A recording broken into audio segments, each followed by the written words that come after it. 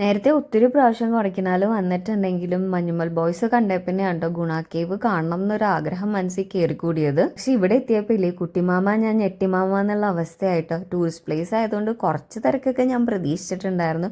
പക്ഷേ ഇവിടെ ഒരു പള്ളിപ്പെരുന്നാളിൻ്റെ ആളുണ്ട്. ഇവിടെ നിന്നൊരു ഫോട്ടോ എടുത്തിട്ടുണ്ടെങ്കിൽ ബാക്ക്ഗ്രൗണ്ടിൽ ഒരു 3-4-5 പേരെങ്കിലും ഉണ്ടാവും കേട്ടോ. നമ്മൾ ഒറ്റയ്ക്കുള്ള ഒരു ഫോട്ടോ എടുക്കാന്ന് ചിന്തിക്കേ വേണ്ട ഇവിടെ വന്നിട്ട്. ഇവിടെ ഇങ്ങനെ കയറി പോകുമ്പോഴൊക്കെ സൂക്ഷിക്കണം കേട്ടോ, ഭയങ്കര സ്ലിപ്പറിയാണ്. ഞാൻ പിന്നെ ഒരു ആവേശത്തിന് അങ്ങനെ അങ്ങോട്ട് കയറിപ്പോയി.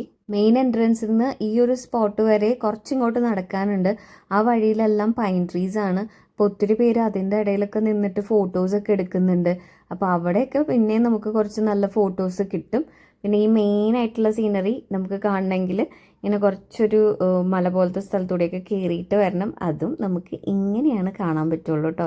ഇവിടെ ഇങ്ങനെ ഫെൻസ് വെച്ചിട്ടുണ്ട്, സേഫ്റ്റി റീസൺസ് ആണ്.